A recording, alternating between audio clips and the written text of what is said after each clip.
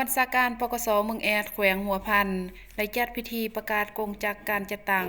ขันกระทรวงคุ้มครองขึ้นในวันที่11 พฤศจิกายน 2025 นี้อยู่ที่สโมสรกองบัญชาการปกสเมืองแอดแขวงหัวพันโดยให้เกียรติเข้าร่วมของฐานพลเจตวาเพชรสอนอินสุพรรณ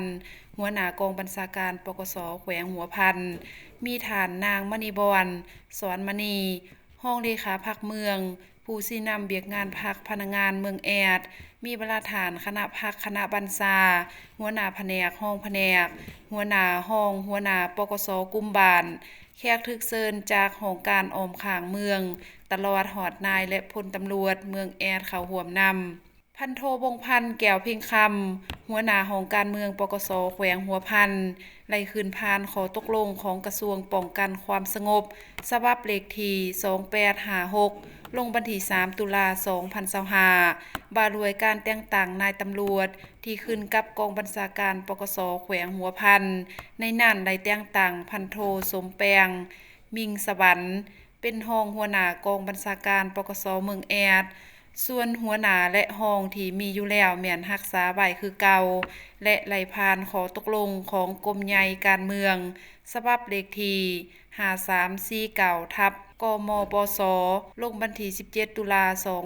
2025ปารวยการรัดแก่สั้นให้พลตำรวจกองบัญชาการปกสแขวงหัวพัน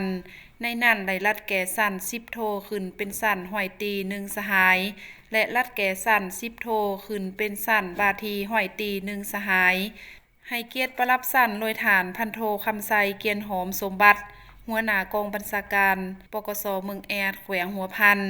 ในตอนท้ายของพิธียังไหลรับพังคำเห็นโอลมของฐานพลเจตวาเพชรสอนอินสุพรรณหัวหน้ากองบัญชาการปกสแขวงหัวพันด้วยฐานไหลเน้นนักให้ผู้ที่ไหลรับการแต่งตั้งหน้าที่ใหม่และไหลรับการรัดแก่สั้นในครั้งนี้ต้องไหลเอาใจใส่เพิ่มทวีความรับผิดชอบของตนให้สูงขึ้นกำเนิดแนวทางแผนนโยบายของพรรคระเบียบกฎหมายของรัฐในแต่ละระยะมีความหนักแน่นทางหลานการเมืองแนวคิดเข้มแข็งทางหลานการจัดตั้งมีความสามัคคีเป็นเอกภาพภายในหมู่คณะพร้อมทางเอาใจใส่เฮ็ดหน้าที่วิชาเฉพาะของตนด้วยความรับผิดชอบสูงต้องเอาใจใส่ค้นคว้าโสกหูหำเฮียนเพื่อพัฒนาตนเองให้มีความก้าวหน้าขึ้นไปเรื่อยๆตำรวจสืบสวนสอบสวนของตำรวจลาวมีบทบาทเลื่อมใสดังดาวพัฒนาก้าวเติบใหญ่เข้มแข็งภายใต้การนำคณะพรรคสีนำเบิ่งแยงอุ้มสู้เป็นพลังแห่งสีทางสองแจ้งอยู่ทุกเวลา